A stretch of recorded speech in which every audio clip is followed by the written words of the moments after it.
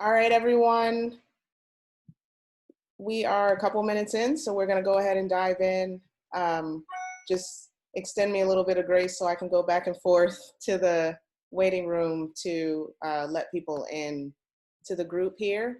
But wanted to get started by saying thank you for joining Wine and Real Estate. This is the third part of our series on owning 1 to 4 unit properties. I know that first one we talked about why it's good to own properties and walk through some of the numbers and making sure that making sure that it made sense to even consider owning property and what some of those other benefits are. And then last time I feel really blessed to have Germany McNeil on here. She's an amazing property manager and she shared quite a bit of information. We were on that call for 2 hours and she did an amazing job of just filling in on what it takes to manage properties and cover all of the day-to-day stuff that you need to do in order to be successful owning property.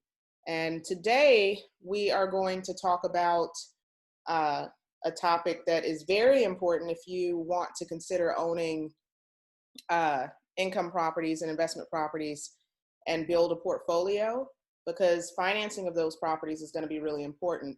There are a lot of ways to finance. You can use creative financing, but for those who are going to be using traditional financing, understanding how to balance your portfolio and how to look at the numbers is important in making sure that you can build over time and let your portfolio work for you.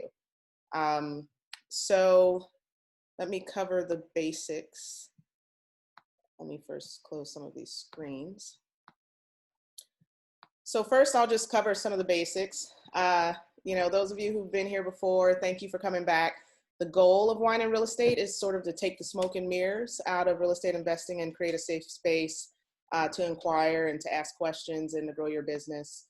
The only rule in Wine and Real Estate is that there is no silly question. Real estate investments and purchases are probably the largest investments most people will make in their life. And for that reason, you should have a lot of questions. If you don't have a lot of questions, then I'm concerned. So don't feel like there's any silly question. And in here, usually the format is we'll just go through some material and then leave time open so that y'all can ask any questions that you need to ask. And we can either do that vocally or in the chat room. So just to start, I always like to test out the chat room. So if you can just post in there where you're calling in from, that would be awesome. And of course, I just heard from one of our attendees, thank you, Delethea. She did have a chance to go out and check out the YouTube videos, and I hope those were helpful. And I told myself, okay, if we get to 100 subscribers out there, I'll figure there's enough demand and enough folks, who want to see this info so that I can post more topics. I think there are, and Delethea, correct me if I'm wrong, I think there are 4 or 5 videos out there now, at least. That's correct, 4. Okay, yeah, so there are 4 videos out there now on various topics, so feel free to take a look at those at the link that I sent out in the email for registration. Definitely subscribe. I would really appreciate y'all subscribing to the page. And again, feel free to send information, the information about these sessions to your friends, family, loved ones, anyone who has an interest in real estate investing, because the goal again is just to spark that interest so that folks are interested in taking the next step and finding out more info to see what may work for them. Also, this is super important. I would really love for you guys to continue to share your successes with me so that I can share them more broadly with the group. I've gotten feedback from one attendee that after she attended a session, this was last year when we were having the face-to-face sessions, she felt bold enough to go and bid on an auction property here in Durham. And she went through that bidding process. She was actually outbid in the end, but just even stepping in that direction, she said was really empowering. So I'm excited to see what happens in her investing activities as well. There were 2 other people who said that in their towns, they have gone under contract on properties. So if that's you, I would love to get a follow-up. if you've closed and if you're willing to share, sort of the stories of whether it was a primary residence or an investment property with the group, because this is definitely an each one teach one space. And that's a really important part of sort of building this tribe of people who are learning as real estate investors and real estate owners. And yeah, I think that's it. So as always, we start Wine and Real Estate with a raising of the glass. Mine is a mason jar full of water because I'm dehydrated because it's kind of hot outside. But hopefully you guys have more fun things in your cups than I do this evening. So cheers to us having an amazing session, to everyone learning and sharing and growing in their real estate endeavors. Thanks for coming.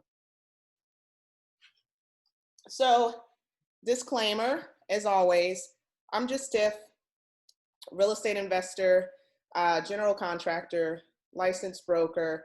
I am not a lender. I am not an attorney. I am not a CPA.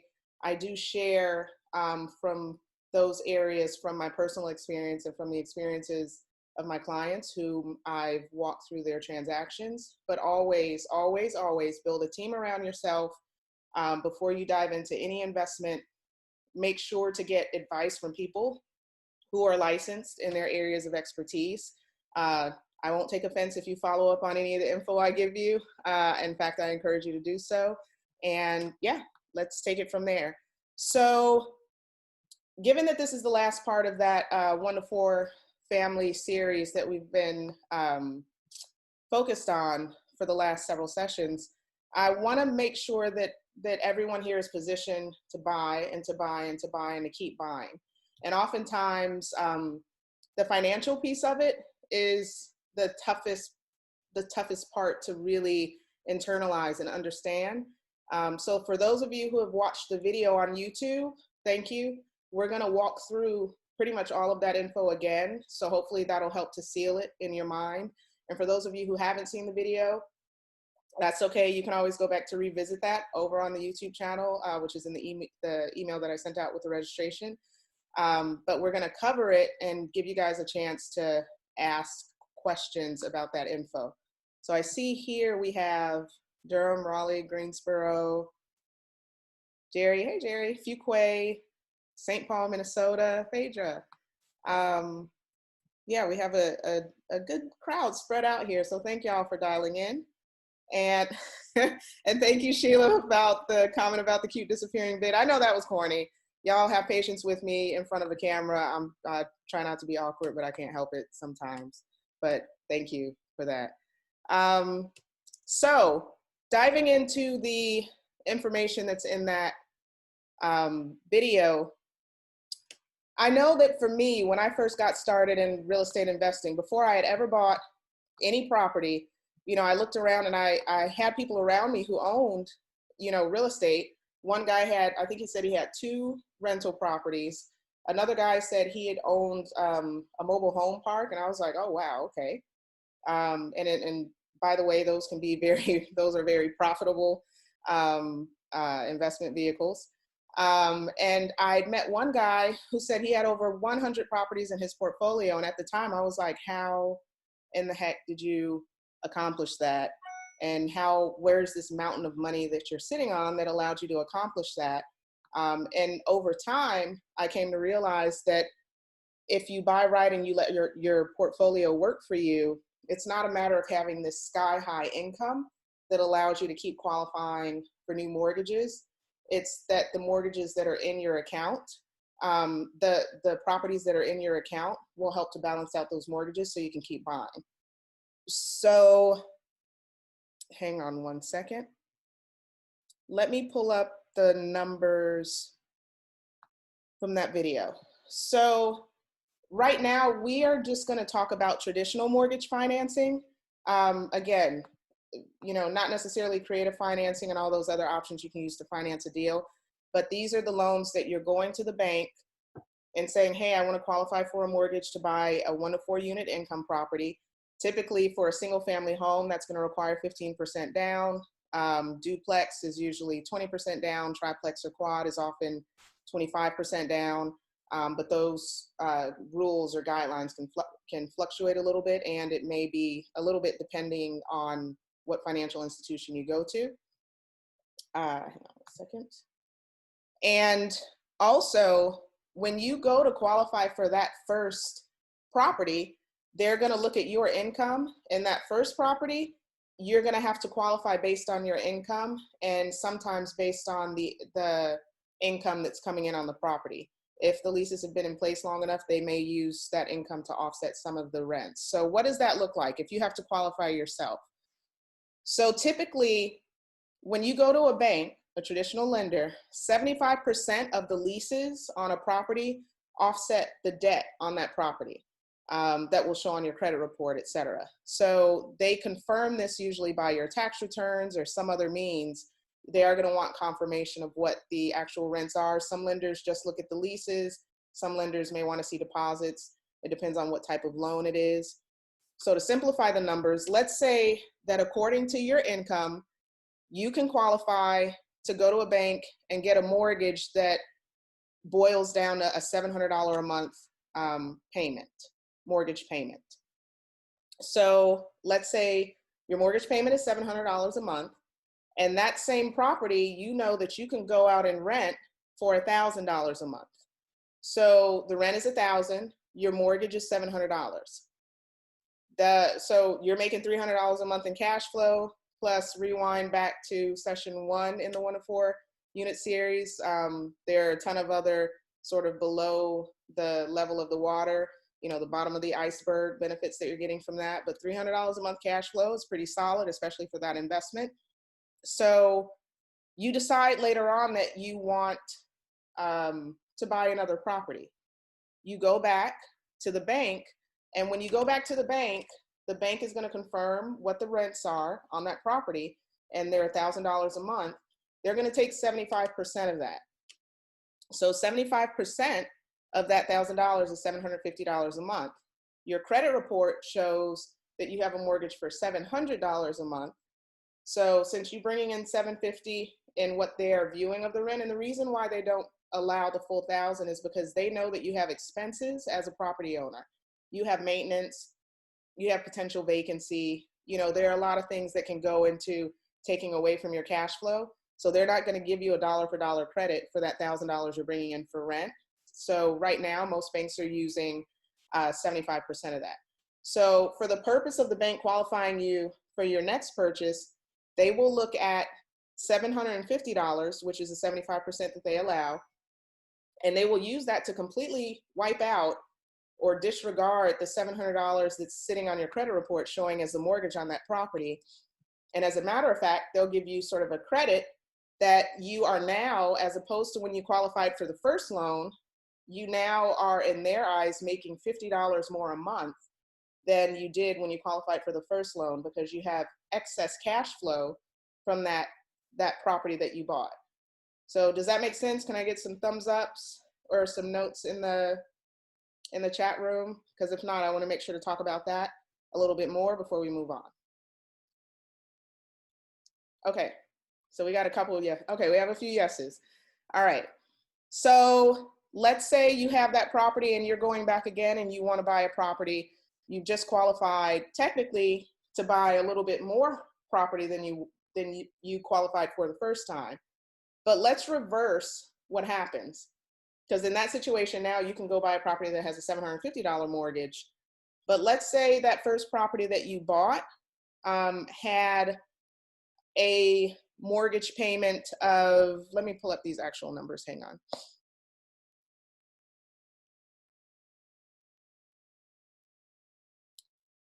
Second. And actually, before I go to that, yeah. So, that's the part of the video where I was talking about, that's how you make your mortgage payment disappear. Clearly it hasn't disappeared, and it's not going to disappear until you pay it all the way off at the end of your 15, 20, or 30 years of the mortgage. But for the purpose of banking, you've made that property disappear, and you're making that extra $50 a month, i.e. $600 a year more in income than what you had when you qualified for the first one. So you can see that if you continue to buy properties that fit this criteria, not only can you keep buying properties, you can keep buying properties that are bigger and bigger than the ones you've bought before. because on paper, according to the bank's formulas, you're making more income than you made when you first started. And that helps with buying, buying property after property. You do have to have the down payments. You do have to show reserves. So before we get to the next example, we're going to talk about down payments. When you buy an investment property, it's considered riskier than you going and buying a primary residence.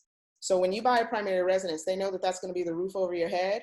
And if stuff goes wrong, you're going to do what you need to do in order to keep that roof over your head. So for them, that's a less risky proposition for lending money to you than an investment property that you can more easily walk away from. So for that reason, you have a higher down payment. And usually the interest rates on an investment property are a little bit higher than the interest rates on the home that you're going to live in. So when you're calculating cash flow on properties, don't use the rates that you can go online to Quicken or Bankrate or one of those other sites. Don't use those interest rates, because those rates are going to be lower than the rate that the bank is going to give you for an investment property. Again, because it's riskier, and so they charge more for the privilege of you borrowing their money. But the other thing you have to consider is reserves. Now, whenever you buy an investment property, the lender wants to make sure, to help minimize their risk, that you have some money set aside. And they call this reserves. And typically for the property that you are going to buy, most banks want 3 to 6 months. I know most of the lenders I work with now require 6 months in reserves. 6 months in reserves can mean 6 months worth of it's 6 months of the mortgage payment for the property that you are seeking to buy. They want to see that in an accessible form of some, of some form. So that can be in a checking account. That can be in your retirement account, your 401k. That can be, it can't be the value of your car. It can't be the equity in your house. It can be a home equity line of credit that you have on your house potentially, because that's accessible. But it needs to be something that can be easily converted to cash in case something goes wrong and you need cash for that property. So Jerry says, ready cash but not income. Yes. Ready cash, readily accessible funds, I guess is a good way to say it, because it doesn't necessarily need to be cash in the bank, but it needs to be monetary value somewhere that you can get to quickly. So that's why they will consider value in your retirement account, but they won't consider equity in your home for those reserves. So you need to have reserves. And when you stack properties and you continue to buy properties, they typically want to see 6 months for the one that you're buying. And then they want to see about 2 months for every other property that you own. So if you own 3 properties and you want to buy another property, then they're going to want to see reserves of 6 months for that property that you're buying. But for each of those other 3 properties, they're going to want to see 2 months each, which is another 6 months sitting somewhere in an account, in a HELOC, in a retirement account or something. So it's nothing that you have to bring to closing. They just want to know that it's there in case of a rainy day. So any questions on that part so far? So another thing to think about is you can continue purchasing properties, but there is a limit to the number of properties that you can buy. So right now in the US, the limit for conventional or traditional bank financing is 10 properties.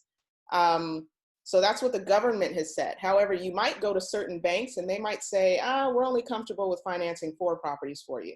And another, bank might only be comfortable with 6 or 8. I know a couple lenders here who are fine with 10. So there are banks out there that are fine with 10. But again, if you own 9 properties and you're buying the 10th, you're going to have to show 2 months of reserves for all 9 of them and 6 months of reserves for the 10th one. And getting a little bit more advanced as you build your portfolio, because remember, these conventional loans mean that the loans are in your personal name. And so that, and there are benefits and drawbacks to that. One of the drawbacks that a lot of people are concerned about is liability. So, sometimes they'll want to move the properties into an outside entity, an LLC or otherwise. And when you do that, you have to get a commercial loan. So one way to sort of clear the slate from your credit report is to move your properties. Let's say you've owned them for 5, 10 years and you just want to clear the slate on your personal credit and get some of the debt off your personal credit, you can move them to a commercial loan. And after 5, 10 years, you should have enough equity where you should be able to do that without having to put any more funds in. In fact, you might be able to pull some funds out. And with some banks, you can start over buying again, but with other banks, they will consider the properties that you own in commercial entities against the 10. So it just depends. So that's why it's good to have, banking relationships with a range of lenders, because different lenders have different appetites and can fit your needs at different points in time. So back to the other example of, let's say you buy and you don't have money sort of left over. So let's say you go and buy a property and the rent is $800 and your mortgage is $700. So you're still making $100 a month in cash flow, which is solid. Definitely being in the black, making money on your property is a solid place to be. But let's fast forward to the next one. When you go to the bank, they're going to look at 75% of that $800 a month rent. And so they're going to say, okay, 75% of $800 is $600. And so effectively, that's what we, the bank, consider your rent or your income to be on this property after you take out for whatever your expenses are. And they're going to use that to negate $600 of that $700 mortgage payment, but it won't negate it all.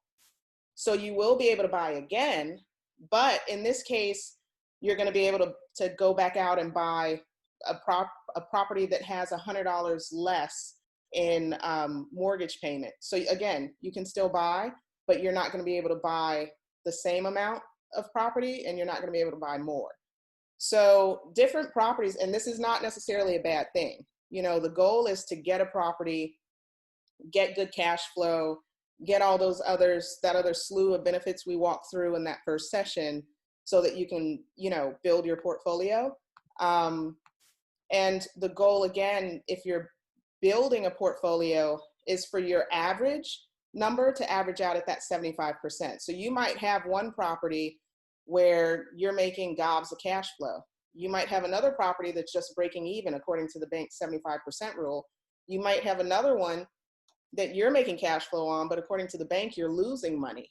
But your goal is to have it balance out across all of them, because they're looking at the totality of all of the income coming in from your properties and taking 75% of that totality and negating all of the mortgage payments that are showing on your credit report.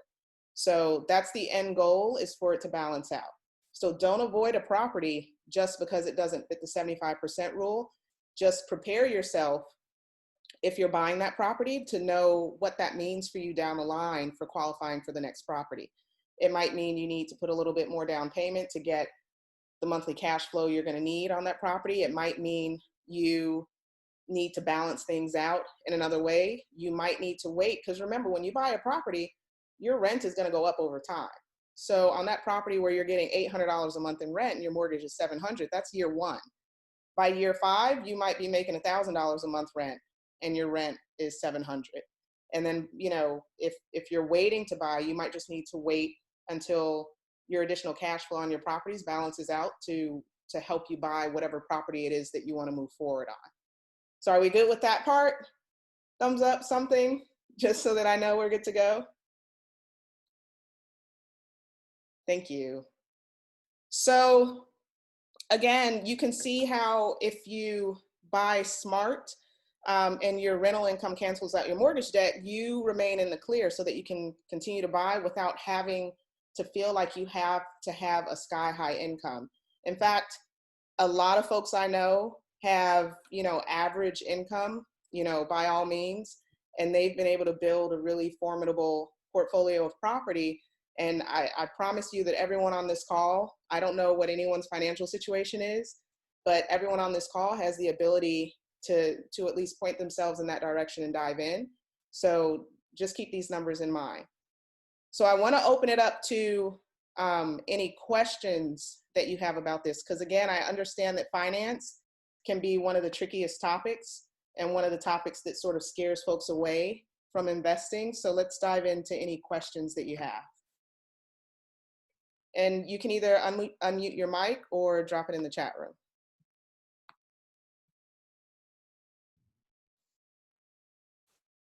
Hi, my name's Maya. And so my question is, it's in the same topic of finance, but it's a little different than what we're talking about right now. And I was just curious on how you feel about, do you believe in paying off your mortgages early and then, getting that additional cash flow and then going out and buying more properties as you kind of keep rolling it up? So that way you would honestly lose some of those mortgages as time goes on based off paying them off early. So I was just curious your thoughts on that.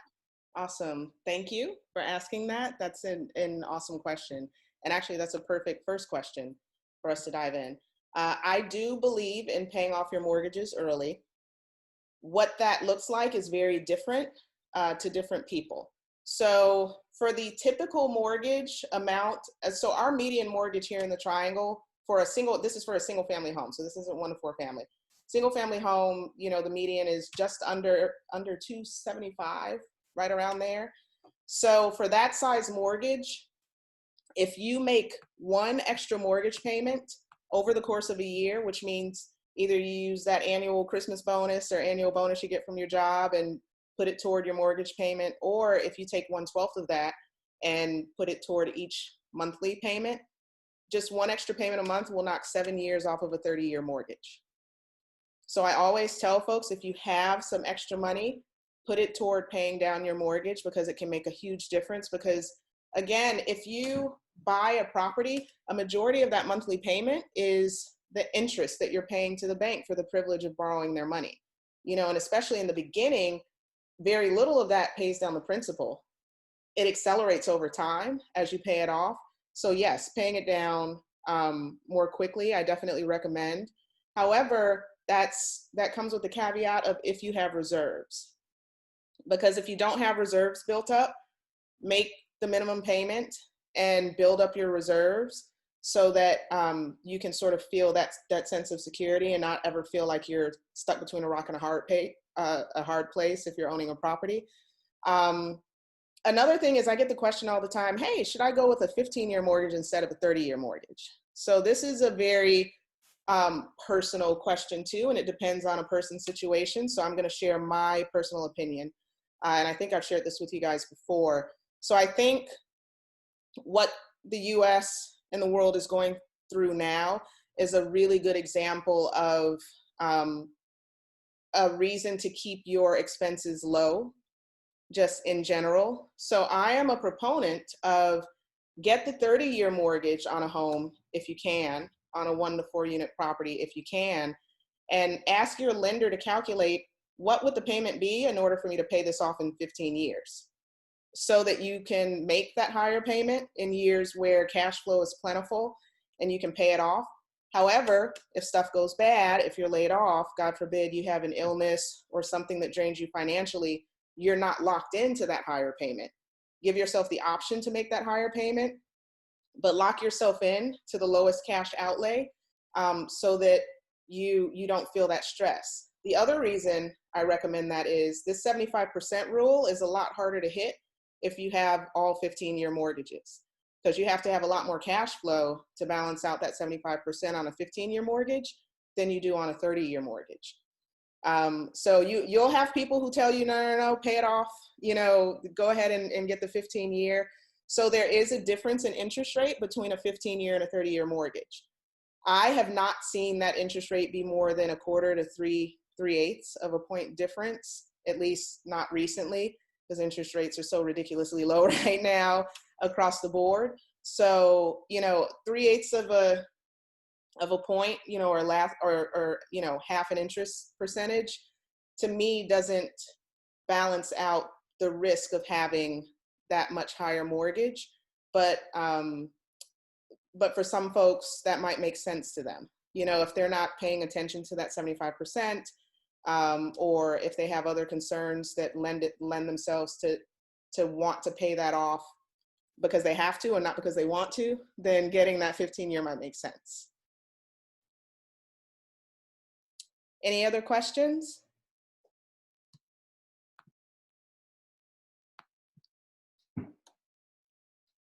Don't throw all the finance questions out there yet, y'all.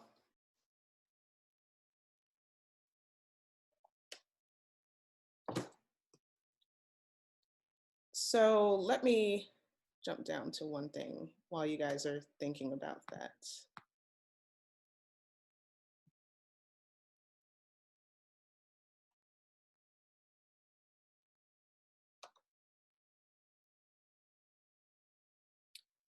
So maybe I can jump to and keep thinking of those questions. One thing I wanted to ask you guys about, and I was speaking with Delethea about it before we got on the line, is letting me know what topics, again, are going to be helpful in your endeavors in real estate. And I know that we are talking about 1 to 4 family properties right now, because about a month and a half ago, I asked you guys what you wanted to hear about. And overwhelmingly, I think 70% of y'all in that poll said, we want to learn about how to own these types of properties. So there are countless bits and pieces that we can talk about in here. We've covered what I feel are the most important, like why even consider owning income property? You know, what are the benefits? Because those are things that folks don't really talk about a lot. All you hear is cash flow, cash flow, cash flow. And as you guys saw, there's a lot more to it.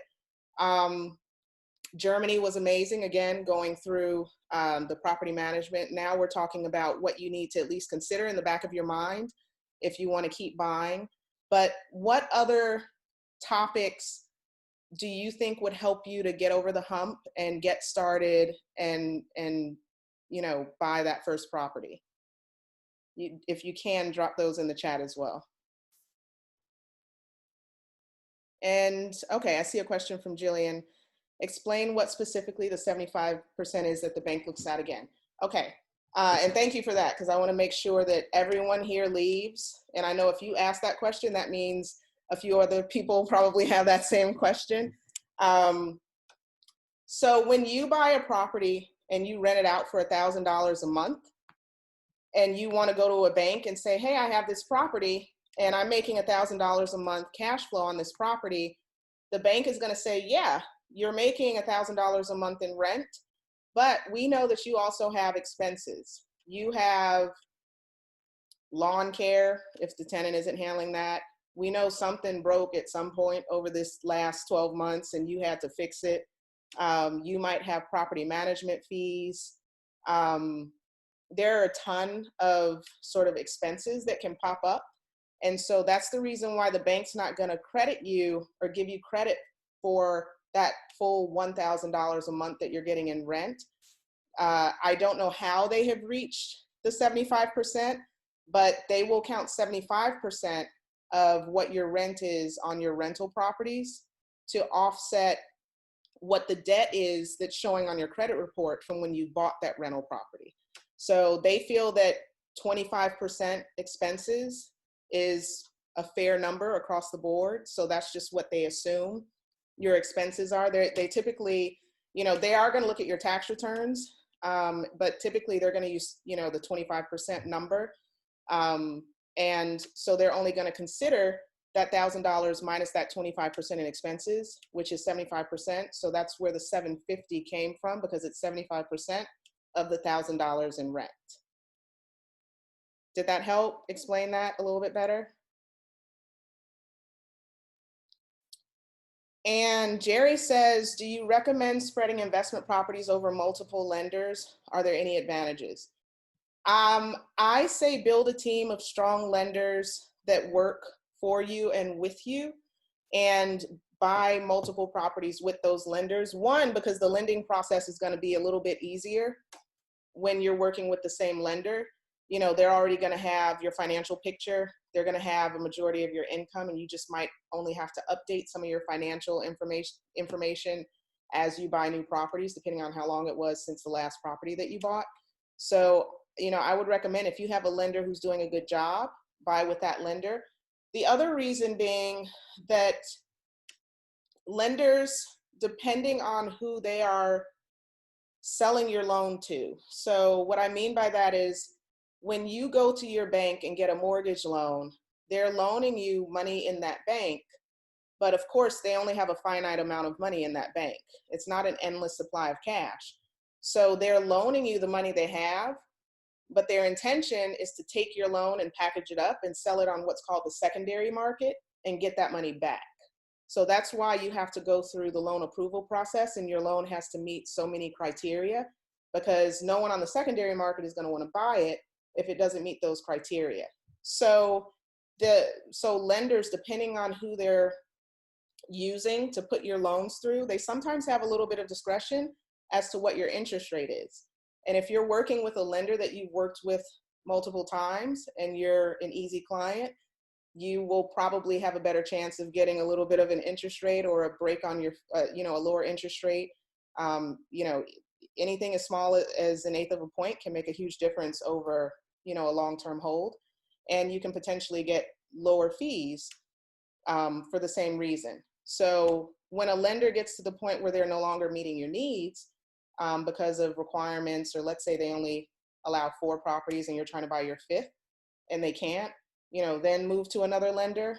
But if you're with one who has competitive rates, competitive terms, and they give you good service, then there's no reason to need to leave them right away. Is that first video going to be available to watch? I have to double check, Sheila, to see if I recorded that one. So I have forgotten to hit the record button on a few of these. I did hit the record button tonight, so I apologize to y'all. It's my goal to record all of these moving forward so that I can post them somewhere so that you can go back and revisit the information. So I need to double check if I have that first one in there. I think that I do. But that's a topic that I really love to go over with people, sort of that picture of the iceberg that you guys saw with the water line and cash flow being up top, and then you have depreciation and principal payoff and tax benefits and all the other sort of under the waterline benefits. And you guys saw that by buying one property at $100,000 and making just a little bit of cash flow on it over 5 years, that property netted you 50,000+ in value, taking, slow appreciation and everything else into account. So that's how properties can really change your life. If you buy and then you give it time, just buy a property and sit on it. And I promise you, over time, if you're in a solid market, which, the areas that you guys have posted on here, at least over the years that I've been in business, which is just over 15, they've been solid markets. Real estate can really fare you well just by buying and holding. One of my mentors told me, don't wait to buy real estate and wait. And I can say personally, from my standpoint, buying real estate and waiting can be life-changing. It can make a huge difference in your family's life, your financial life. So keep that in mind. If you're waiting, move the waiting to the other side, buy the real estate and then wait. Don't wait to buy real estate. So the hardest part is to come up with the initial money. Any advice? And that's from Carla. So if you are in a situation, and you're right, that down payment, if it's a single family home, that 15% down for conventional financing, if it's a 4-unit, that 25% down, that's a heavy lift, that it's that first one that sort of gets you going. You can consider a lot of different things. You can partner with someone. I always recommend partnering with people who fill gaps that you need. Every real estate investor needs only 3 things to be successful. They need time to invest to some degree. They need knowledge of what they want to do in investing, and they need access to capital. Real estate investing can be simplified down to those 3 things. It's no more interesting than that. So whatever you're missing out of those 3, partner with someone who can help fill that gap for you. So if it's access to capital, partner with someone who has access to capital but doesn't have any time to go find deals, or maybe wants to invest in real estate but doesn't really have know-how about real estate, but you guys have a trusting relationship. So you can fill that knowledge gap and that time gap, and they can put the money in. I will say, I know we're not talking about flips, but the very first flip that I did, I partnered with a gentleman who had money, but he didn't have time to go out there and find the deal. So I found the deal. I oversaw the renovations. I oversaw the sale of the property. We figured out a split that made sense. He put the money into it. I put the time and energy into it. We both had the knowledge piece of it, but we balanced each other out by filling the gap for each other on that deal. So maybe look for someone who you can partner with, someone or someones who you can partner with to help fill that gap. It doesn't have to be one individual.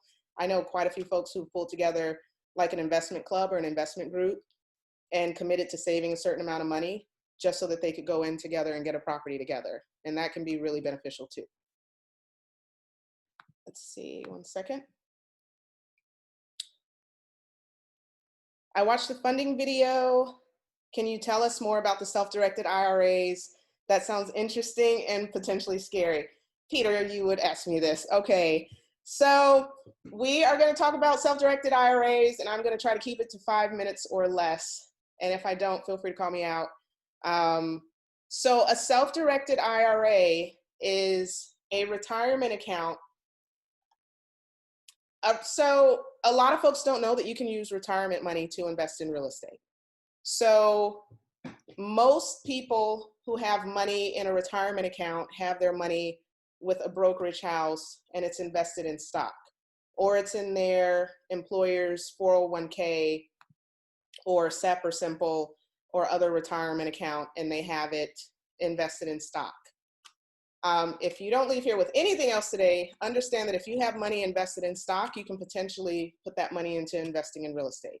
You do that by transferring your funds from a traditional brokerage into what's called a self-directed IRA custodian. There are several of them out there. I want to give you the caveat that they are not federally regulated. So it is very important that you find one that is reputable, that has a good track record. Because it's not like putting your money into one of the big trading companies. However, self-directed IRA custodians can really rocket launch your investing, because let's say you have a retirement account and you got 10 grand in it. And you decide, you know what, I think I'm tired of the stock market and I want to pull some or all out. Be diversified, don't put all into anything. But let's say you want to pull all of it out and put that 10,000 into a self-directed retirement account, and then you just happen to be driving through a little town and you see a lot that you can buy for $10,000. You don't have 10,000 cash, but your self-directed retirement account does, and you send a letter of direction to your self-directed retirement account custodian telling them send the funds to the attorney for your closing to buy that property. I'm oversimplifying here, of course, but that's essentially the process. And now your IRA, your retirement account, now owns that vacant lot. Let's say 5-10 years later, that area is booming, and a developer comes to you and wants to pay you $200,000 for that lot. Your IRA can sell the lot to that developer, and that $200,000 now goes into your retirement account. And depending on the type of account that it is tax-free or tax-deferred. If it's a Roth IRA, I'm not a CPA, talk to your CPA, or financial advisor or whoever else. But if it's a Roth IRA, those funds can be tax-free. If it's another type of retirement account, it can be tax-deferred, just like everything else you have invested into your retirement account. You can also use a self-directed IRA to lend money to someone else. One of my earlier flips after that first one that I told you about was the father of a gentleman that I knew who was a mortgage lender who had seen me close a few deals, some of my first deals, and he told his dad. I happened to mention self-directed IRAs. His dad was upset with his big bank custodian because he had lost a lot of money in the market and hadn't gotten a warning. So he moved $300,000 into an account and said, Tiffany, I will be your private lender. I think I paid him at the time 8%. He said, pay me 8% on what you borrow out of this account, which I was happy to do. I didn't have to go to the bank and get qualified for any mortgages, and I could buy properties in whatever condition I wanted to buy them in, and flip them. And he was thrilled because he wasn't getting anywhere near 8% in the stock market as a return. And he enjoyed the fact that these were projects and properties that he could go out and see and feel and touch and experience. So he felt a little more grounded in feeling like they were more tangible investments. So it was a win-win. So you can buy businesses in your self-directed retirement account. There are some rules that you have to follow, arm's length transactions always, and a couple other rules. You can't use the funds yourself, et cetera, in certain ways. So it's really important to follow those rules, but using your retirement funds for real estate investing is a possibility. It's something I encourage.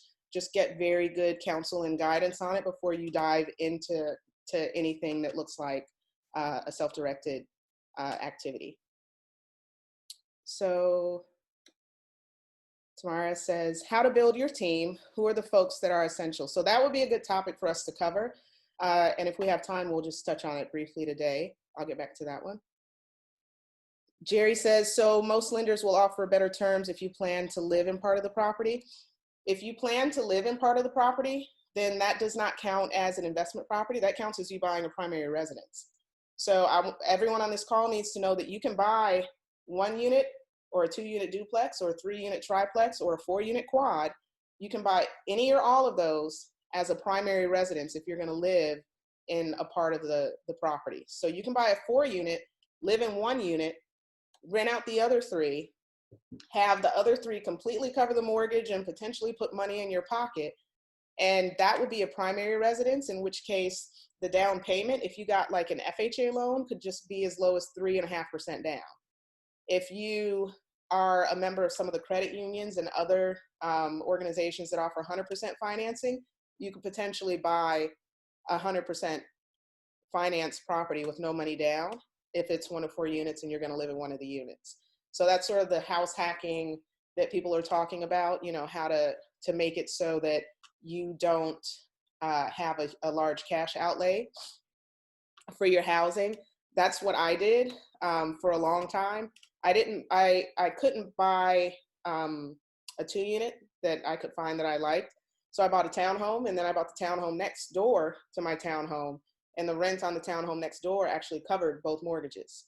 And so for over a decade, I was living actually 7 years, because I didn't buy it right when I bought the first property. So for about 7 years of the time that I lived there, I was effectively living for free, as I call it, because the other unit was paying for where I lived, which allowed me a lot more freedom, a lot more peace of mind, and gave me more funds that I could invest with. So I sort of encourage all of you to consider, if you're qualified for a home, don't go out and buy the biggest, prettiest, keep up with the Joneses house that you can find. Buy a home that's gonna work for you and make money for you. Even if that means the house isn't as fancy as some of your friends and family, you know, this is for you for the long term. And if you're willing to take a step back sometimes, that will allow you to take 2 steps forward when everyone else is standing still. So just consider buying a multifamily or sort of juggling properties like that so that you can get rid of your housing payment. You mentioned team. I think, so Phaedra says, I think you mentioned it, but what professional do we need on our team? And do we need them before we start looking at property? So team has come up twice, so we're going to talk about team a little bit. If you're going to be successful in real estate, there are certain areas of knowledge that you'll need. And when you start investing, you're not going to have all of these yourself. So you need to just bring people in who have these knowledge bases.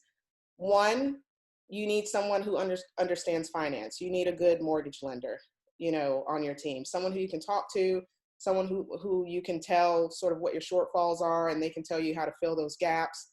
You need a good attorney, because that attorney is going to have your back. They're going to do your closings, but that can also be someone that you call if you come across a deal that requires creative financing. They can write up the documents for that, et cetera. When you buy properties, please don't start out buying properties without getting a home inspection. Home inspections are not just for home buyers. Home inspections and building inspections are for any property for which you cannot verify yourself that it's in tip-top condition. So, you know, you need a good inspector. If you can find a good mentor who can sort of give you advice and point you in the right direction, ideally like someone who owns property themselves, who you can bounce ideas off of, like having a good mentor. And by mentor, like someone that you speak with and say, hey, you know, are you willing to be my mentor? I'm willing to put in the work. this is what I would ask of you, and this is what I am willing to do to put in the work, that sort of formal relationship, or even an informal person that you can call to ask questions. A mentor can be hugely beneficial, especially in real estate investing. And mentors, for some people who are a little timid about going out and finding someone, an unofficial mentor that was my mentor when I first got started were message boards. Those were my unofficial mentors, like going out to some of the REI sites, like CRE Online, Creative Real Estate Online was one of them.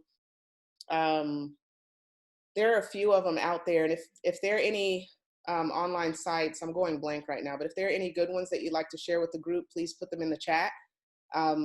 Definitely share resources. But if there are online places where you can go to get info that's reputable information, or chat rooms where people are sharing info and you can get multiple opinions so that you can figure out, what seems right, that can be helpful as well. Those are the top folks. Oh, property manager. You absolutely, if you're not going to manage yourself, you need a good property manager. So I'm going to tell you guys a story. I've worked with countless property managers over the years. I had one horrible situation with a property manager who I found out, this was maybe a decade ago, and she's since moved out of state, but she was stealing from my tenants, from my clients. She was managing their properties. She was getting repairs done over and over again that were, they pay for a repair one month, and the next month, the same repair they're being charged for and being charged for again. They weren't getting their funds transferred to them when they were supposed to. She was charging them to file for eviction and then never filing the evictions. So you want to be with a property manager who is on your team and who has a high level of integrity and who understands that you're trying to build a relationship, over time that benefits both of you. And if you get an itchy feeling that your property manager or anyone on your team is doing less than that, then it's okay to walk away and fill that gap another way. Like, don't wait it out and wait for it to get bad before you get rid of that. You want a good property manager. Germany, who was on the call, is one of the best property managers I've run across. I think you guys can tell from her responses that she's really reputable. She's been around for a while. Your property manager can make or break your investment, because you consider that's the person who is overseeing receiving all your funds. That is the person who is responsible for making sure that your property is maintained the way that it should be. That is the person who is responsible for screening tenants. Oh, that was the other thing. That property manager was not screening tenants. And if you could fog a mirror, you could move into a property.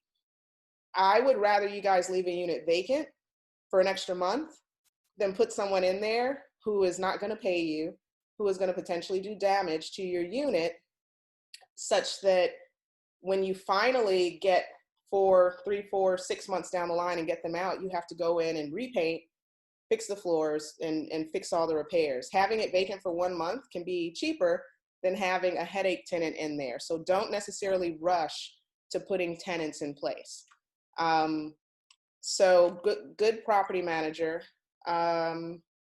I'm trying to think of what else. If you have those, inspector, attorney, lender, property manager, then you can dive into real estate investing and feel pretty confident that you've gotten the bases covered. There are other folks that you might add down the line.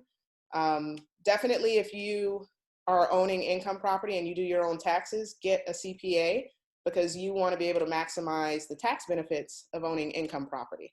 And you want to ask the CPA that you work with, hey, do you work with real estate investors? Because you ideally want them to be familiar with it. But if they don't, that's okay, as long as they're willing to put in the work to make sure that you're getting the full benefits of owning an income property. Hang on. How to get started with little money and not so great credit. Again, partnering, finding someone who can fill the gaps where you're a little weak while you're in the process of building those strengths up, can be really helpful if you want to get started now.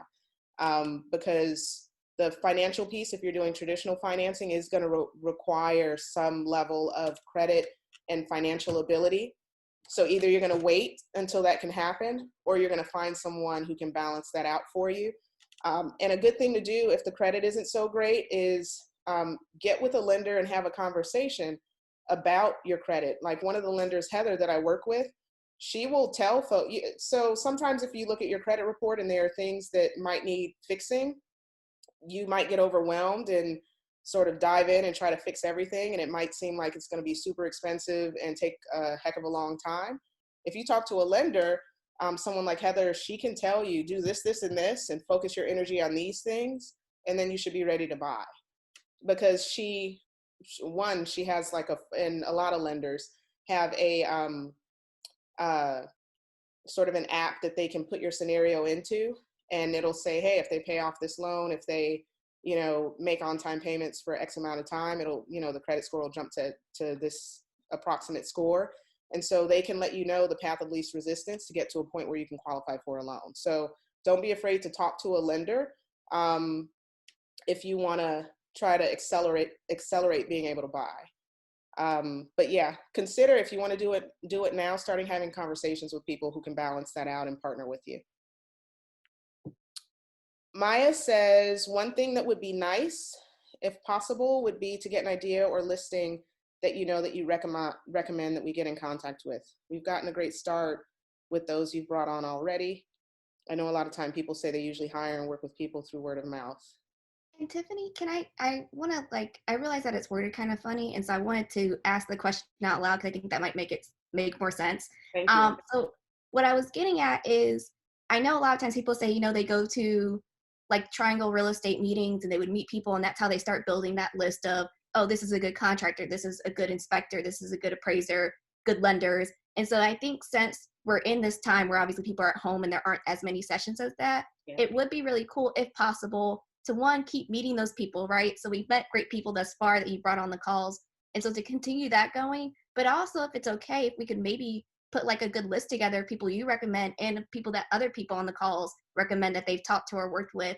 And obviously the understanding that if you approach those people, you have to be ready and not waste anyone's time. But that would maybe, I know for me, that's part of my struggle is, okay, I need a realtor. Who should I go to? I'm just going to Google and ask people if they work with real estate investors or if they invest. And so I think it'd be nice to have a good list to look at and say, okay, so people recommend this person because of X.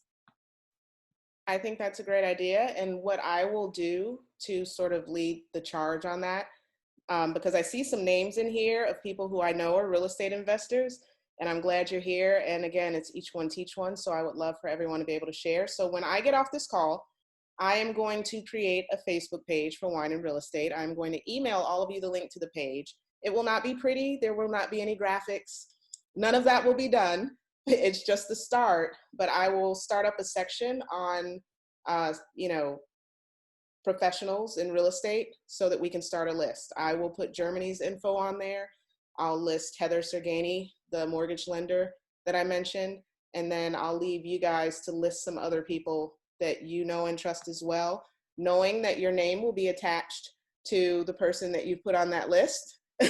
So just, try to put folks on the list that you would be comfortable recommending, or just like I have one amazing carpenter, he just won't return a phone call.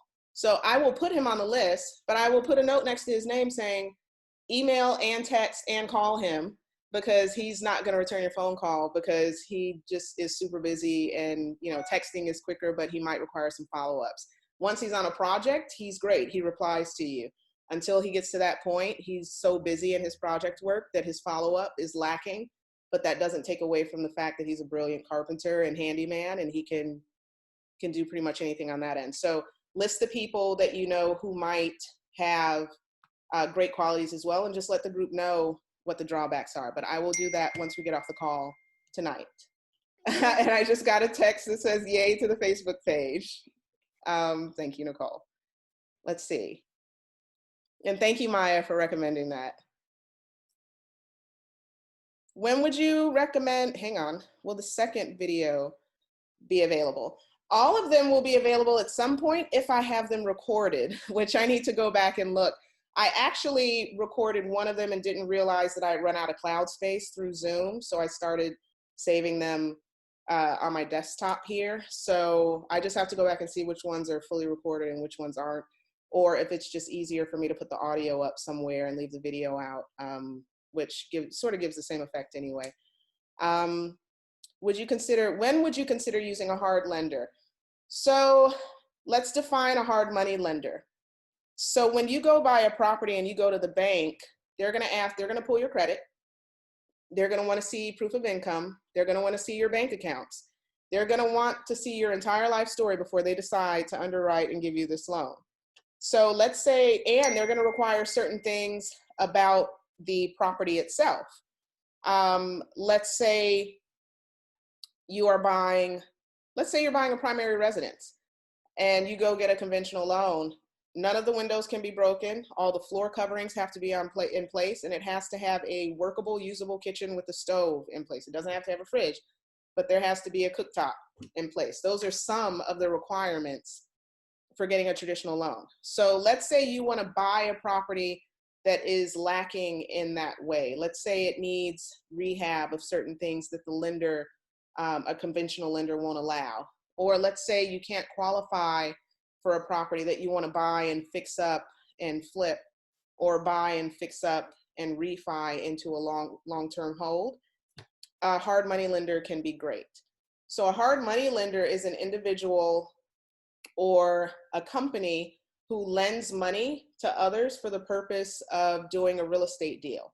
So just so it's not confusing, some people call them private lenders, some people call them hard money lenders, some people use them interchangeably. There's a slight difference. So the gentleman I told you about, Ken's dad, who had put the $300,000 into the self-directed IRA to be my private bank, he's what's considered a private lender. Some people might call that a hard money lender, but usually hard money lenders essentially get money from elsewhere at one interest rate, and then they pull the money together and they lend it out to people for their real estate projects at a higher interest rate. And they sort of make a business of doing that. They may not be using their own money. So one thing is the interest rate's going to be a little bit higher. It's definitely going to be higher than the bank. I've seen hard money loans recently go up to 12.5%, I think, is the highest I've seen just in recent months. Typically, it's a short-term loan. It's anywhere from 6 to 12 months max. These loans are for projects where you're getting in there, you are doing a project, and then you're getting the money back to the hard money lender because you've either sold the property or you've refinanced the property. So hard money lenders can be really beneficial for a couple reasons. One, you don't have to qualify. They're not looking as strongly at your credit and your income as they're looking at the deal. They're looking at what's this property going to be worth once you do all the work to the property that you say you're going to do. And they only give you the money out as the work is done to keep you from messing up and to keep them from losing out. And if for some reason, God forbid, you do not follow through on what you say you're going to do on that deal, they're just going to take the property away from you. So that's why they qualify the project. So you can go to a bank as an individual and buy a house and get 100% financing from a bank. You can go to that same bank and buy that house as a rental property and get 85% financing from that bank. Most hard money lenders will not loan more than 75, somewhere between 70 and 80%. They want a lower loan to value. They want more security because, again, if for some reason you don't perform, they're going to take that property back. They might finish the renovations themselves and sell it so that they can make their money. Or if they're not going to finish the renovation, they want to make sure that they can do a fire sale and sell it and get their original investment back and move on to the next. So they're not looking at your credit as hard. They're not looking at all that other stuff that the bank is looking at. But again, you need to have a plan to pay that money back. And you need to have a backup plan in case your plan number one doesn't work. So I always tell people, if you're using hard money and you want to flip a property, also consider looking at refinancing a property and what those numbers look like if you have to hold it and rent it out, just to make sure that works in the event that you're not able to sell the property as quickly as you expect. But hard money can be amazing. I have borrowed hard money, well, private money. I have lent private money for real estate deals.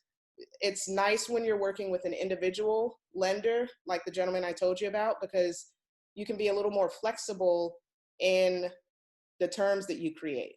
Like for him, he said, I just want 8%. He didn't charge me any origination fees. He didn't charge me any processing fee. He was like, I don't really know real estate. I trust that if you're trying to buy the property, that the numbers make sense. So just let me know. I'll wire the funds. My son knows you. We can find you if you don't give me my money back. So I'm good. So the bar was pretty low with regard to criteria. With hard money, you still might have some origination and other costs and appraisal fees and things like that. But it can be easier money for you to get hold of. And there are a few hard money lenders in the area. Adam Schneider. Let me see if I can benchmark. Give me a second, guys. I'm trying to see if I have Adam's company name. He's a local private lender. He owns a, I don't have it here, but I will list that in the Facebook page. He owns one of the Home Investors franchises locally, and he also mentioned that they do some hard money lending. So if you're looking for hard money locally, if I can find his info, I think that's his cell phone number. I need to find the office number. And the company name, I will put that in the Facebook list as well. Thank you, Joy. Let people in. I'm sorry, I didn't see that before. I just let them in. James says, I'm not sure if you already answered this question. Did you record the presentation that included the property manager? So for any of them, I don't want to say yes or no right here. So if I see any of those other questions, similar questions to that one, I'll give you an I don't know right now, because I need to go through and see which ones are recorded and which ones aren't, so that I can figure out what to post and where. I was thinking of putting them on YouTube, possibly putting them on my website, tiffanyelder.com, my brokerage site. I'm not sure, but that's why I was asking for folks to go ahead and subscribe to the YouTube page, because if we got to 100 folks, then it would sort of be worth the effort to put in to start to populate that page. So definitely visit the page. If you find the info helpful, subscribe, and I can go from there. But thank you, James, for asking that question. I will definitely check to see which ones that I have recorded. Maya, if you use an FHA loan, you can have the opportunity to only need to put 3.5% down. Yes, ma'am. Anything 1 to 4 units, if you get an FHA loan, you can put 3.5% down. If it is a primary residence, that FHA loan is available to you, which is amazing that you could buy a 4-unit property for 3.5% down. And depending on your situation and your income, you might qualify for some grants to help with your down payment. Call Heather, the lender that I'm going to list in the Facebook page, and she can tell you about any grant programs that are available. Oh, Sheila had to leave. I hate that. Marcus, can you work with investors for house hacking? So Marcus, can you unmute yourself and sort of share a little bit more about that question, like specifically what your question is? Yeah, so I had seen a property that was, can you hear me? Mm-hmm. Okay. Yeah, I'd seen a property before COVID. And right now it's actually listed as a commercial property, but so it has two buildings on it. It has a house and it has a building on it. And they're saying, like in the description, it says that it can be because I guess of the expanding house choices, it could be like redefined as multifamily. Mm-hmm. And I just didn't know how that would work as far as like FHA, or you would have to go, since it's already listed as a commercial property and you wanted to relist it as, or redefine it as a multi-family property, if you'd have to do it first like commercial, or if you'd have to do it or if you could do it FHA. So when you and if it had to be commercial, then you'd have to do like an investor or something like that. Yeah, if it's a commercial property, you would have to get a commercial loan. But it might be like a single family residence with another structure that maybe isn't a commercial property. It might just be another structure, in which case you might still qualify for the FHA loan. For that one, it kind of depends on what else is on the property. There are a few interesting spots, at least here in Raleigh-Durham, where you have two houses on one lot. Unfortunately, you cannot get an FHA loan for that. One residential structure on one property is typically what they require. Decades ago, when families were growing, they might have a house on a lot, and then the son gets married and the dad builds a house for the son and his wife right next door, but never subdivided the lot. So those you would have to get a commercial loan or finance in a different way. But depending on what that other structure is on the lot that you were talking about, Marcus, you might be able to finance it with FHA still.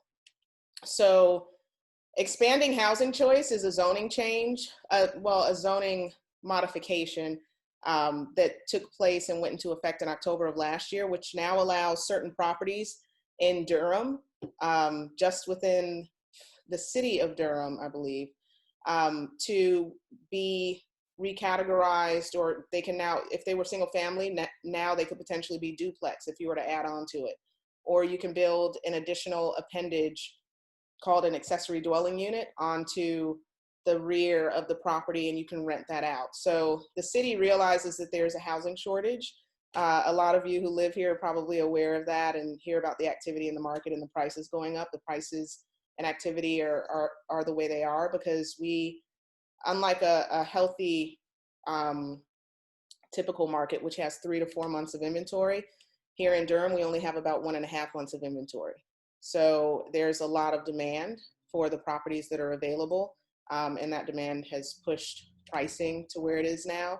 And it's been that way for a little bit. So the city realizes that, you know, it needs the public's help to build more housing. So why not incentivize landowners to leverage the land that they own more efficiently? Like, hey, if you got a house on a huge lot, we want to give you an incentive to either build on and make your home a duplex, or build another tiny house in your backyard, or attach it to your home and maybe rent that out, because there's a need for rental housing and for homes for people to buy.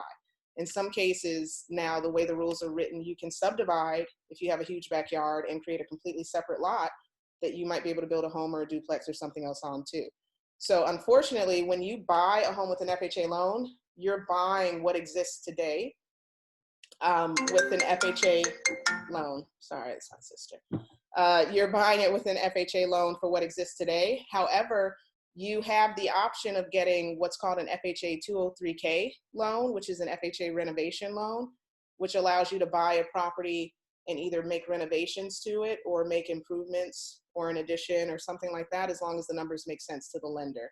And that's on a case-by-case basis.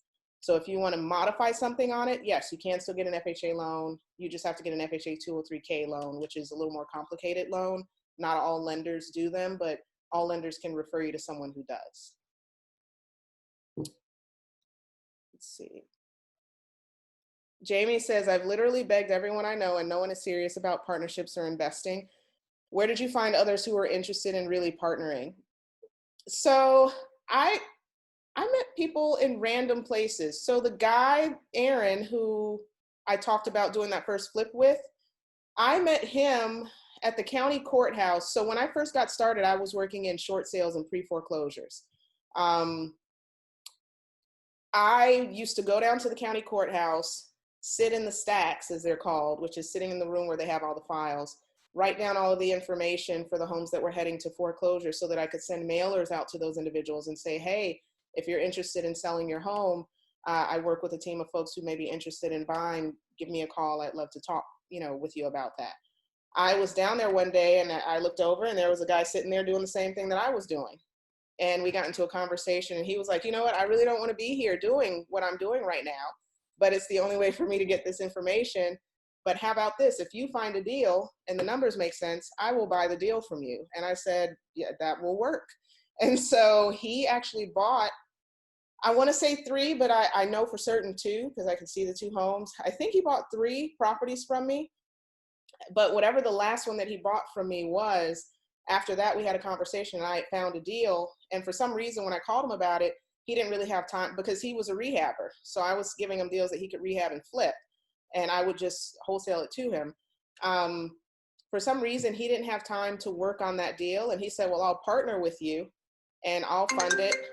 Oops, someone got kicked out. And I'll partner with you, and we can figure out a split, and I'll finance it, and you put in the work to get that deal done. So I met him in the stacks.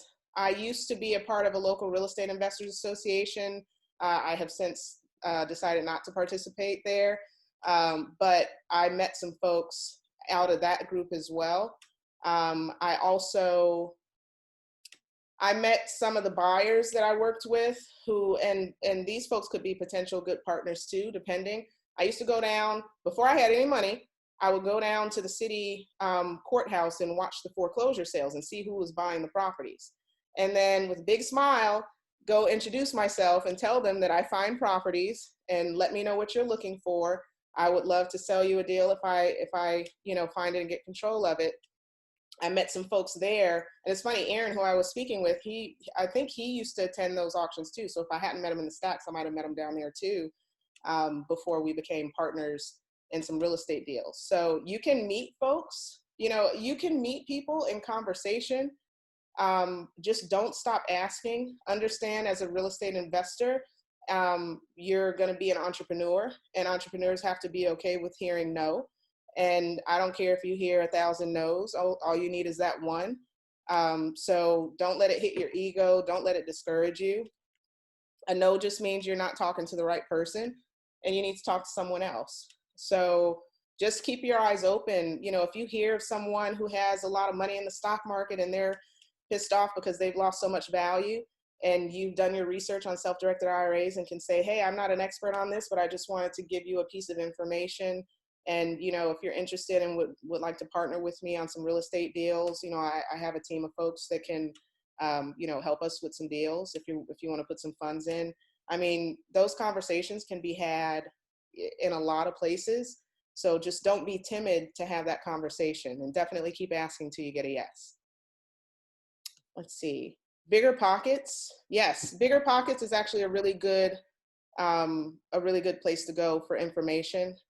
Their website and their chat rooms and message groups. So thank you, Maya, for listing that. That's a really good one. So Deidre, hey, have you had any challenges with living in the same property with tenants? How do you maintain appropriate distance and work-life balance with tenants? So in that property that I told you guys about earlier, it was the same property because it was the same structure, but it was two different townhomes that were attached. So for all intents and purposes, my tenants were my next door neighbors. So for me, for my tenant screening, I do credit check, background check, sex offender check. I check on your last place of rental, and I check on your employment. Those are sort of my top things that I check on. So you weed a lot of folks out if you have, set guidelines that you can follow in that regard. I also let folks know the times that they can reach me. I ask them to text me. I let them know that if you text me outside of these hours, do not expect a response. I will respond to you during business hours. So it's probably better for you to reach out to me during business hours. It's funny. So when the tenant was looking at the place next door, even though my car was parked, I think it was parked in the driveway of my townhome, I moved my car and pulled up as if I had pulled up to the property, because I didn't know if I was going to approve them for the property, and I didn't want them to know where they could find me if I denied them and didn't let them lease the property. So for me, I didn't even, I didn't advertise that I was the owner next door unless the tenant asked about the neighbors, who lives in the neighborhood, in which case you need to, let them know, yeah, I live next door. But yeah, keeping a distance is good, but a lot of people use a property manager if they're uncomfortable with that. Having someone like Germany to step in between so that you don't have to interface with the tenant can help to give a distance between you. But again, if you are choosing the tenant that is going to live in your property, you're going to have some discretion on that end as well. So, building that respectful relationship with the person before they move in can help to alleviate any concerns on that end. And I never had any problems. I think in the span of time that I lived there, I think I had 3 tenants over those 7 years. I think I had 3 tenants over those 7 years, and I never had a problem with any of them. So yeah, just prepare for the worst, but expect the best. And if it makes you uncomfortable, have a property manager to help. Let's see. As investors, how can we avoid harming communities, avoiding gentrification, and contributing to affordable, and how can we contribute to affordable housing? I've already asked my property management company, but want your thoughts too. And we talked about this maybe for like 30 seconds, if that, on the last call. And actually, this is something that all of us can put our brains together to try to figure out. So, you know, all of us have, when you own investment property, there's a benefit that comes from that. Some of the benefit is financial. Other benefit may come to you, you know, from knowing that you're providing housing, or if you own commercial property, you're providing, you know, business space, and you can control how you do that within certain parameters. So you have to sort of set those parameters for yourself. I would say going in, so one, when you rent properties, one of the things that having a property manager helps with is making sure that you don't violate fair housing, because there are certain protected classes that you cannot discriminate against in housing, and you have to make sure that it's fair across the board for everyone.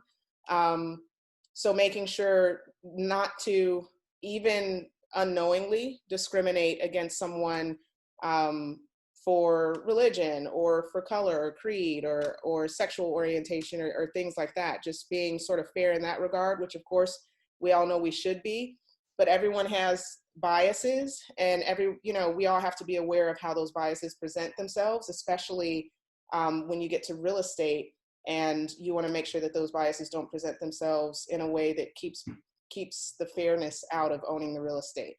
Also, when it comes to setting your rents, you want to maximize what you can get on the property, but you also want to consider that ideally you want tenants to be in your properties who are going to be there for as long as possible, and take the best care of your property. So, you know, finding tenants who appreciate, you know, getting a good deal on a rental and appreciate finding, you know, safe, clean, well-kept housing in a good location can help to lend itself to that.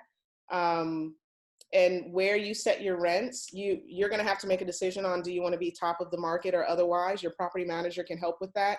But what I've noticed here in the Triangle is that rents are going up at such a fast pace that it's becoming a little bit unmanageable for folks who can't keep up with that pace in their incomes. So every time you turn a unit, you're going to have the option of, hey, do I go in and do a renovation on this unit and then price it at the top of the market? Or do I go in and make sure that it looks great and it's in good shape, but maybe pull back on some of the bells and whistles so that I can provide housing to what I call bread and butter tenants who want to be in a great location and who want a great home, but maybe can't reach the top of the market in that area. And it's always a trade-off between the amount of money that you put into a property and the amount of return that you get out of a property. You know, the renovations are going to cost you, but you'll get more rent, versus not doing renovations and getting a little less rent. You might consider making housing available that doesn't necessarily push the top of the market and keep that pushing up. But that's a case-by-case basis. And that definitely wouldn't be all of the properties in your portfolio, but there may be certain ones where you can provide housing, again, to that bread and butter tenant that would really appreciate it. Are there any other thoughts or ideas on how landlords, 1 to 4 unit rental property owners can help? Gentrification is hard to avoid, because when the forces of change start moving, it's sort of like a freight train that's hard to stop. So how to avoid gentrification, that's always a topic that's difficult to tackle, you know, because change is going to happen. It's just a matter of, is that change going to happen in a way where it's inclusive, or does it exclude certain people from being able to participate? So just try to be the landlord that, in spite of the gentrification, you're working to try to include you know, people in the changes that are happening in an area so that more people can benefit and communities can be diverse, not only, you know, socioeconomically diverse. Let's see. And we can dive into more on that too. I think that's a topic that might take some thought. Let me scroll down and see if there was anything. Okay, I wanted to see if anyone had any thoughts on that. But Peter, that's something worth coming back to. And there's no single answer for that, but I would love to put heads together to come up with as much of a list as we can that can help with that. And thank you for asking that question. Phaedra said she was bomb on the last call. Yes, I'm guessing you're talking about Germany. She was amazing on that last call. She was super helpful. I'm hoping again that I have that recording. So James and Phaedra, I will let the group know for sure. Oh, Jillian, you're welcome. And Peter, we should talk about short sales at some point. Worked out great for me. Peter, was your house was a short sale? I forgot about that.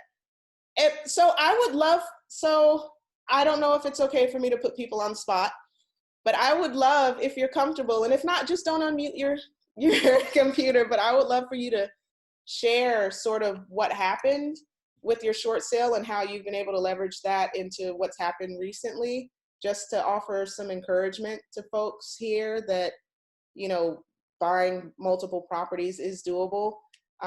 Or yeah, I'll stop there in case you're okay with unmuting your computer.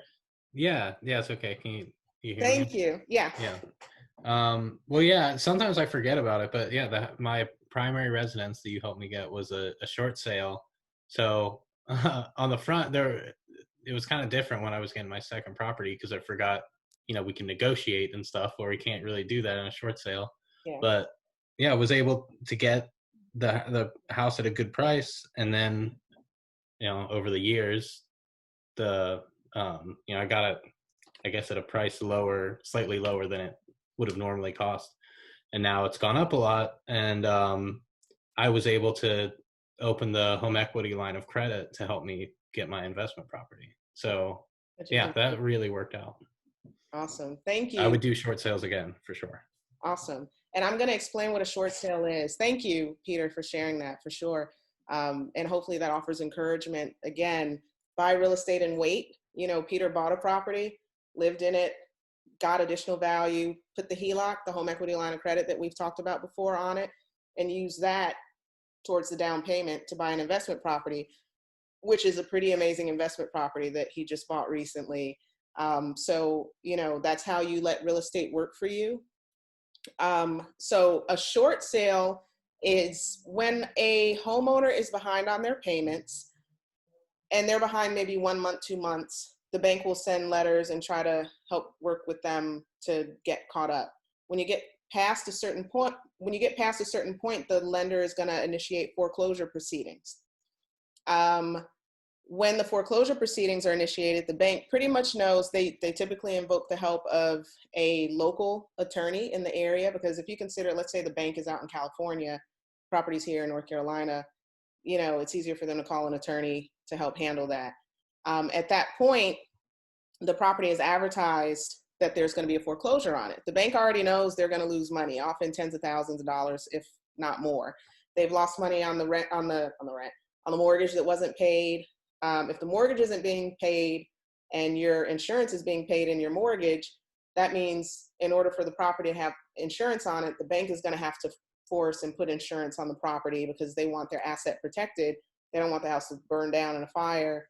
And then they really don't have anything except the land. They at least want to have a house that they can sell. They might have to pay for lawn maintenance so that the city doesn't put violations against the house. They have to pay the attorney to handle the foreclosure proceedings. After the property is foreclosed, they're going to have to pay a realtor 9 times out of 10 to put it on the market. So, you know, and there are other costs that add up. So they know that when there's a foreclosure, there could be 5 figures or more that they're going to lose. And oftentimes they will take a discount on what's owed on the mortgage in exchange for getting their money quickly. Because if you can imagine, if a person's 6 months behind on a mortgage, that's 6 months of payments they haven't gotten. Then they have to pay an attorney. Then they have to do all this stuff. Then they have to go through the foreclosure process, which is a few more months. It could be a year or so before they make a dime on this property, because they have to put it back on the market, wait for someone to buy it, wait for it to close. It's a long drawn out process with a lot of lost money. So instead they might say, hey, this property has 100,000, I always use 100,000 as my example, sorry y'all. I know the median price is higher than that, but I just like round numbers. But they might say, hey, this property is the balance on the loan is $100,000. The property might be worth 105,000. Let's say it hasn't been paid down much. The bank might say, hey, just random number. This isn't like a formula or secret or anything. The bank might say, hey, I'll take 85,000 if you close and pay me within the next 45 days. That's a short sale. That allows you to buy a property potentially for less than market value and definitely for less than what's owed on the mortgage if the bank will allow it, and you can get good deals. So back around the Great Recession, 07 to 09, there were a lot of foreclosures and a lot of short sales happening back then. Now in a market like we're in right now, where you only have 1.5 months of inventory and there's not a lot of homes out there, and even people who own homes in the Triangle right now and in a lot of markets are getting letters from people saying, hey, can I buy your home? There are very few foreclosures in our market because sellers know that there are buyers out there that will buy the home before they get to a foreclosure, even if they don't put it on the market the traditional way with a realtor. But unfortunately, and I do not have a crystal ball, I do not know what's going to happen over the next several months. However, I have read articles that, you know, even though banks have paused and put forbearances in place for people because of COVID and losses of income, you know, so that they can't pay their mortgages, that protection is going to expire soon. And people are going to have to be able to get back to their mortgage payments. Otherwise, there will be sort of a slew of foreclosures that may hit the market.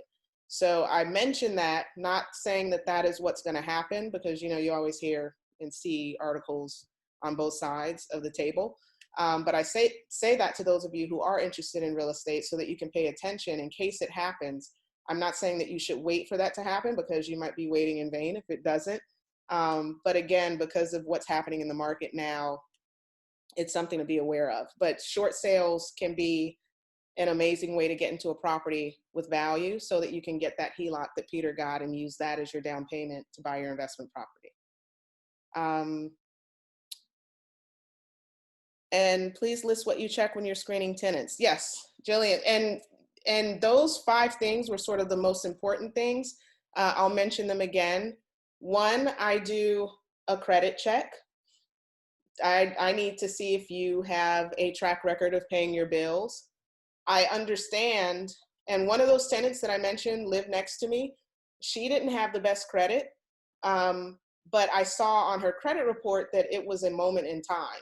You know, bad things happen to good people, and all of us need to be aware of that and be sensitive to that. It wasn't like she had a 10-year track record of always having late payments. She just hit a hard spot for a moment and couldn't dig herself out of the hole, but was working on it, and she was building her credit from that. And 2 people can have the exact same credit score, but their credit reports show different histories and different trends, so just be aware of that. And so I check credit. I do a sex offender check.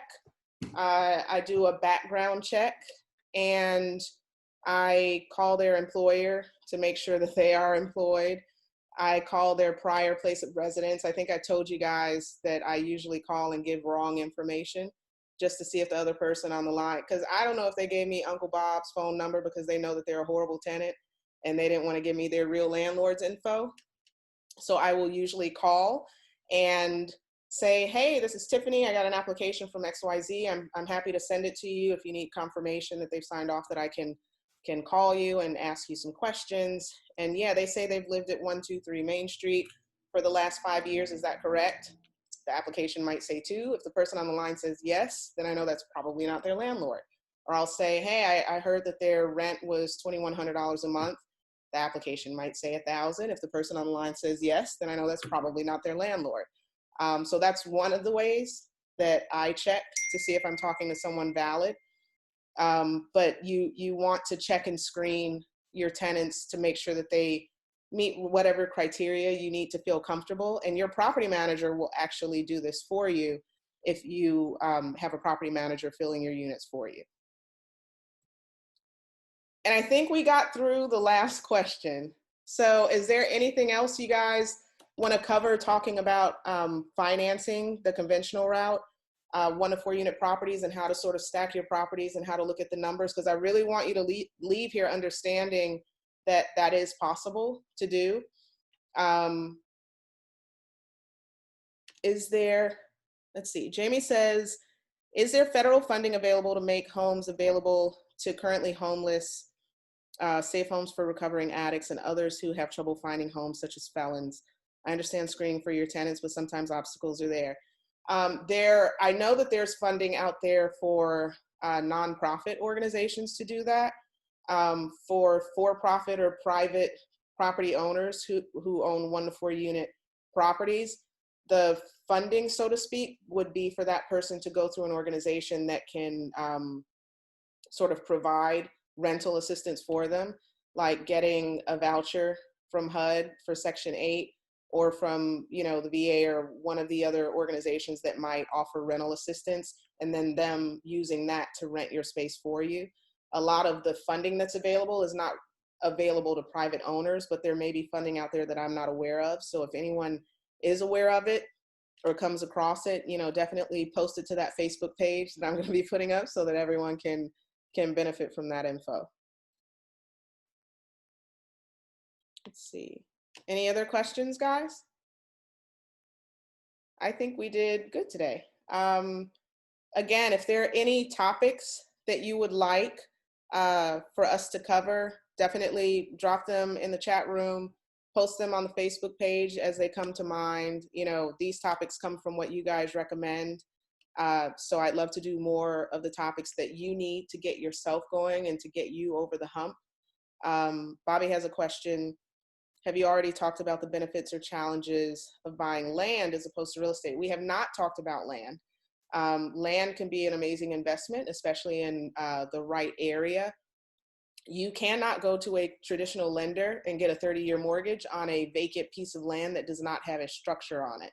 So if the land doesn't have a house on it, you can't get a home mortgage. Typically, land is going to be financed either with creative financing or with cash or with a self-directed IRA or with a commercial loan. And there are probably another few cases, but those are probably the top 4 ways that land is financed. But again, you cannot go to the bank and get a 30-year home primary residence mortgage for a vacant piece of land. So keep that in mind. There are a lot of benefits though, especially that benefit in the self-directed IRA example that I gave you. If you do have funds in a self-directed IRA and want to buy land and hold it for a little while, either to partner with a developer or builder and maybe do a flip together, or to, you know, hang on to it and let the value rise. You cannot flip properties in your self-directed IRA. So let me just say that will spark a whole bad tax situation for you. But if it's something you're holding long-term, you know, for the goal of investment, and at some point down the line, whatever that point is, you were to decide to sell it, check with your CPA, that may be doable without sparking any of those tax issues. Does adding a mobile home change a lot to a residence? Not always, because mobile homes are not recognized as a primary residence unless they meet certain criteria. They can't be on wheels. They have to have a certain type of foundation.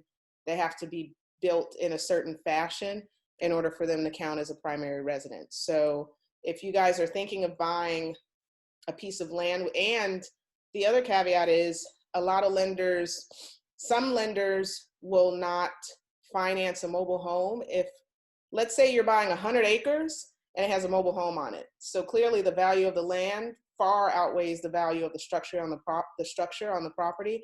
Some lenders won't finance that because that's really just the land purchase in disguise.